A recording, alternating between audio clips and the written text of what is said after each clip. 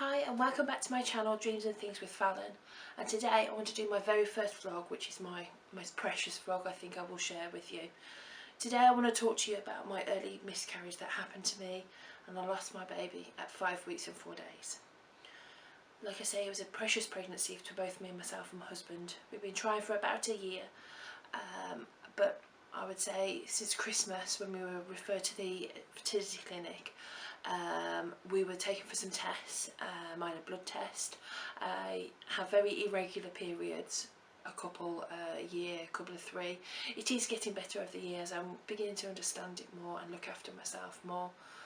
But again, it was very hard to do, trying to pinpoint when you were ovulating and when a period was going to arrive in order to try and conceive. So we've been to see the fertility clinic in December, just before Christmas, and I came on my period in January. So I did go and have a blood test, which they tested various factors and hormones. I had been diagnosed with polycystic ovaries at 14, as I started periods, and they became, like I say, very irregular. And when the test came back in January from the fertility clinic, they actually said that I was either no longer suffering or it had decreased. So I was over the moon, thinking that finally we were making headway. My husband had a semen analysis that came back absolutely fine, really good. So it was just a case of pinpointing and timing. So I made it my mission then. I downloaded an app, I started taking multivitamins, prenatals, everything you can imagine, trying to look for our perfect ever after, our BFP. So some time passed and we came to May, and I wanted to help things along and kickstart a bit of weight loss. So I did the cardinal sin, and I actually did Slim Fast for that month, just to sort of help boost things, cut out the carbs. And it was just a quick fix to with work, being able to grab a shake, eat lots of fruit and vegetables though, factoring that in, but trying to shake it up before then going into a diet that would, in my mind, would be more long term. So I've been doing this for the month, and then on the 28th of May, for whatever reason, something just said to take a test. I had no symptoms, I'd never been pregnant before, so I know roughly what people symptoms spotted for and had a look for, but I didn't really know. I didn't feel under the weather. I felt a little bit irritable, and had been a bit crampy the week or so before, but again thought nothing of it. Thought maybe, hopefully I'd get a period. Didn't think for anything else. So I took a test, and there it was, 2 lines. Very, very faint, not a squinter, but very faint. And my heart just jumped. I'd never ever had anything other than the 1 line in that clear white box. It just was white space, just 1 line forever, it felt like. But then to see a second line staring back at me, I was absolutely overjoyed. My husband and I went to complete overdrive. For some time, after it happened, I punished myself a little bit for getting a little bit too impatient and a little bit over the top of thinking and wishing, and started looking at prams and pushchairs and cots and everything. But since then, talking to other friends and family, it's natural, it's normal. That's what we do as excited mothers to be. So I did give myself some hard time at that time, looking back shortly after, thinking that it was partly my fault for wishing time away and not respecting it for the moments that it had been. So I had a week of blissful pregnancy. It was wonderful. I was carefully standing and sitting and lying, carefully caressing my stomach, which is silly, I suppose, when you think back now how tiny the baby was at that time, but because it was so precious, it just felt like a glass bauble in my stomach, and I daren't break it or crack it. It was so precious to me. And I carried on that week as normal, trying to factor in other little things to help me along the way, so it would make it a bit easier for me. And we announced it to my family, my mum and dad and sisters, and also to Lee's mum and brother, and They were overjoyed. They'd followed us along this journey, and they were absolutely over the moon, as were we. And then 10 days later, the worst happened. After being shopping, I came home and went to the loo, and I wiped, and there was the beginning of blood, of bleeding. Some research later said that there's possibility of spotting, but what was spotting? You know, I think a lot of onus is put onto spotting. Is that just a speck? Is it a spot? Is it a wipe? Is it a line? Please don't get too absorbed into this factor of spotting.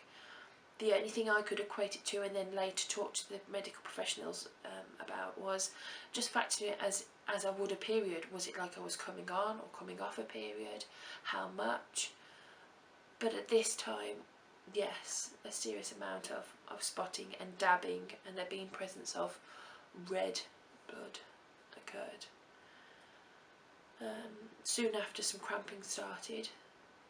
I would say like heavy period pain cramping, but nothing through the whole of this did I have to take any paracetamol. I just hoped and prayed that there might be some resolution to this and the pregnancy would stay, and I didn't want to take any paracetamol, but each to their own with different pain tolerances. It's all down to how your experience is and how you go along.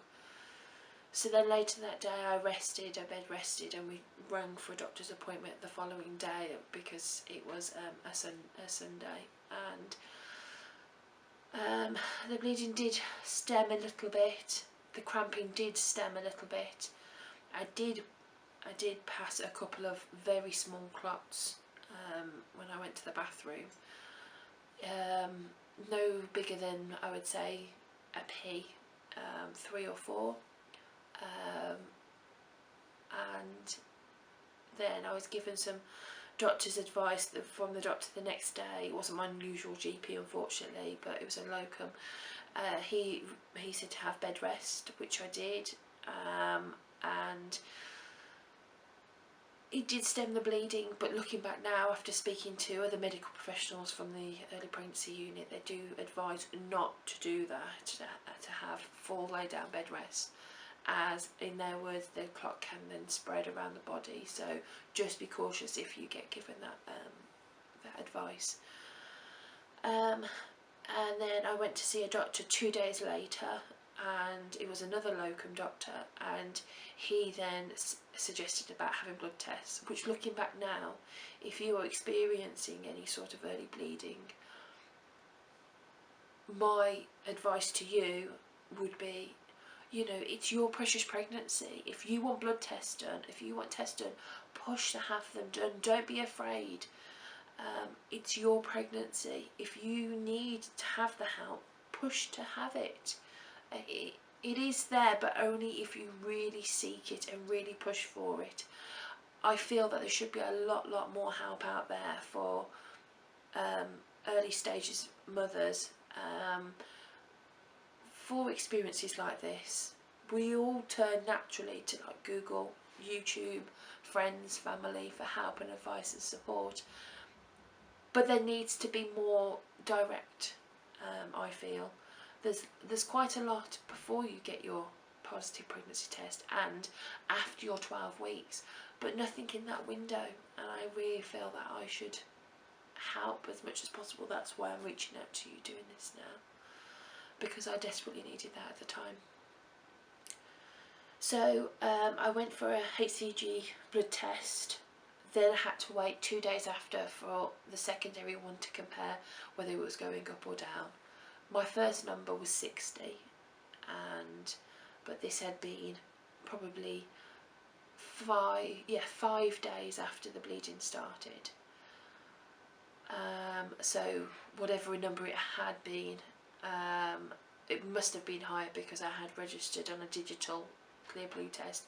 It had dropped down to 60 with my first number. Then when I went 2 days later, it dropped down to 10.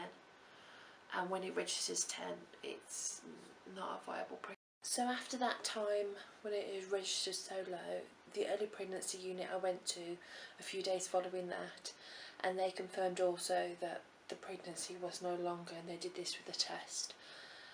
They thought about doing a scan, which I had been booked in for, but they thought at this time there was no reason to do that because the pregnancy was no longer valid. After that, I took some time to gather myself back together and to get myself emotionally back on track. I'd been cleared that physically I was fine to start trying again, which is what we wanted, but emotionally I didn't feel quite ready. So I used this time to get myself to feel a little bit stronger again and to feel a little bit brighter about the possibility of trying again. Since then I've done amazing amounts of research, both into vitamins and supplements, and having a better understanding of ovulation and what had happened at the miscarriage and anything I can possibly do to prevent it, or just to help things along next time I get my positive. So please take this time to better your knowledge. Knowledge is power, and time is only the best factor I can give you, really. I know the only true feeling of feeling better about any part of this will be the next time I get my positive, or when I have a baby in my arms. It will be the only cure, if you like. Don't be too hard on yourself at this time. Feel whatever emotion that you feel that you should be feeling. Nothing's right and nothing's wrong. Don't worry about feeling bitter or angry or sad or confused, because it's perfectly natural. Just feel however you want to feel. I will be posting an after miscarriage video about follow-up things that I was given to try, and advice and routes that I did take.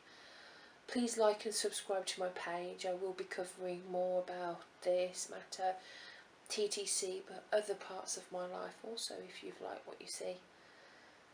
Take time for yourself, look after yourself. My heart goes out to you. I've been there and I understand. You're not alone.